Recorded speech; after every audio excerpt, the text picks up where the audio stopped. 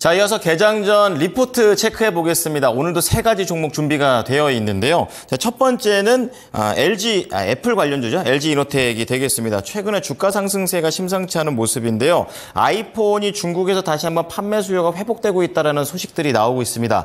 그런 가운데 정해진 게 분명해진 바텀아웃이다. 바닥을 탈피하는 그런 분위기의 리포트가 나왔는데요. 내용 좀 자세히 들어보시고요. 그리고 두 번째는 비철금속 재련업체죠. 고려아연이 되겠습니다. 올해 영업이익이 추정치가 대폭 높아졌다 이렇게 얘기를 하고 주가 역시 지금 전고점을 다시 한번 시도해보고 있는 그런 상황입니다. 금속 가격이 변동성은 있긴 한데 레벨업되고 있다는 걸 근거로 하는 것으로 보이는데요. 신사업에 대한 내용들까지 함께 하시죠. 자, 마지막으로 HD 현대건설기입니다. 역시 목표가는 올리지 않았습니다. 이제 그런 가운데 최근에 나왔던 소식을 보게 되면 러시아하고 우크라이나 전쟁에 대한 종전 가능성이 좀 커지는 가운데 건설기계 쪽에 대한 불어오는 훈풍 이어질지 알아보도록 하겠습니다. 김은별 캐스터 세 가지 종목 전해주시죠. 네, 개장 전에 또 증권가의 시각도 함께 살펴보겠습니다. 세 가지 종목들 가운데 오늘 LG이노텍부터 함께 보시죠. 한국투자증권에서 리포트가 나왔습니다. 일단 2분기 영업이익은 1,048억 원 정도로 전년 대비 470% 이상 증가하며 컨센서스를 상회할 것으로 전망되는데요.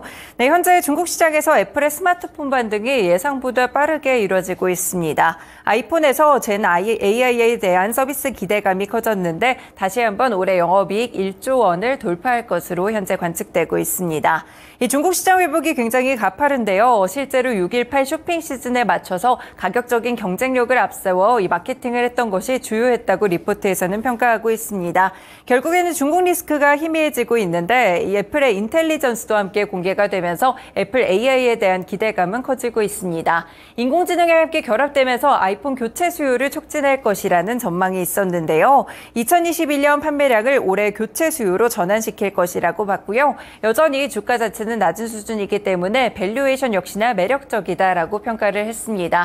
바닥에서 턴어라운드 하려는 흐름이 확실히 짙어지는 모습 속에서 LG이노텍 오늘 목표 주가 32만 원으로 유지되는 리포트였습니다. 최근 차트 함께 보시죠.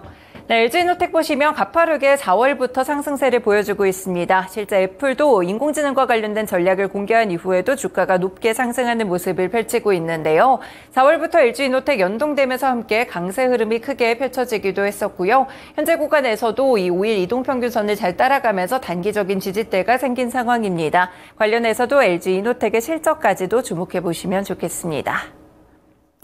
네, 두 번째 종목으로 넘어가 봅니다. 바로 고려아연이고요. 하나증권 리포트입니다. 올해 영업이익 추정치를 대폭 높였는데요. 2분기 영업이익은 2,909억 원으로 전년 대비 87% 정도 증가하면서 컨센서스를 상회할 것으로 보입니다. 현재 주요 금속 판매량이 전분기 대비 소폭 감소할 것으로 예상됐지만 런던 거래소 기준으로 아연과 연 가격이 전년 대비 크게 상승했는데요. 고환율과 호주 SMC를 포함한 자회사들의 수익성 개선이 큰 폭의 영업이익 개선으로 이어질 전망입니다. 일단 아연의 재련소의 공급 축소가 지속되고 있다는 점을 함께 체크를 해볼 수가 있겠는데요. 공급이 줄어들게 되면 결국 금속에 대한 가격 상승이 이뤄질 수밖에 없습니다. 실제로 연말에 영풍의 석포재련소 조업 정지 가능성이 점차 높아지고 있는데 이 석포재련소는 전 세계 아연 시장의 점유율 2.3%를 차지하고 있고 6위 정도의 사업자입니다. 그렇기 때문에 조업 정지가 확정됐을 때 글로벌 아연 가격 상승의 원인이 될 것으로 보이는데요. 결국 이렇게 금속 가격의 상승이 3분기에 양호한 실적으로 이어질 것으로 보이고요. 얼마 전에 이 자사주 취득도 공시를 했습니다. 그렇기 때문에 추가적인 주주가치 제고 가능성도 열려 있다고 평가했습니다. 그래서 목표 주가 67만 원을 유지하기도 했었는데요. 최근 차트 흐름과 함께 비교해서 보겠습니다. 네, 지금 보시면 4월부터 주가가 한 차례 올라왔다가 5월 조정에 들어갔다가 6월에 다시 한번 주가가 올라온 그런 상황입니다. 현재 구간에서는 20일 이동평균선 상회하는 모습 속에서 강한 모습을 지지하고 있는데요. 이 주가가 50만 원 초반대에서 움직이고 있는 모습인데 일단 리포트 자체에서는 목표 주가를 67만 원까지 높게 봤다는 점에서 관련된 상승 모멘텀들 주목해 보시면 좋겠습니다. 네, 마지막 종목 보겠습니다. 바로 HD현대건설기계고요. KB증권 리포트입니다. 2분기 실적은 컨센서스를 하회할 것으로 보이는데요. 현재 영업이익이 566억 원으로 전년 대비 41% 이상 감소할 것으로 보입니다. 이 미국과 유럽 등 주요 판매 시장에서 부진이 이어지고 있기 때문인데요. 하지만 앞으로 고환율을 타기도 하고요. 또 1분기 일회성 비용이 사라지면서 영업이익률은 소폭 개선될 수가 있겠습니다. 지금 중국에 대한 굴착기 내수 판매량은 증가하고 있습니다. 전반적으로 봤을 때 1월부터 5월까지 누적 판매량이 전년 동기 대비 1.8% 증가했고 중국 시장은 확실하게 바닥을 좀 다진 것으로 평가가 되고 있는데요. 다만 주요국에 대한 한국산 굴삭기 수출 자체가 크게 감소했습니다. 대부분 국가 미국이나 벨기에 그리고 러시아, 사우디아라비아, 인도네시아를 포함해서 전년 대비 판매량 자체가 50%가 넘게 감소를 했다고 하는데요.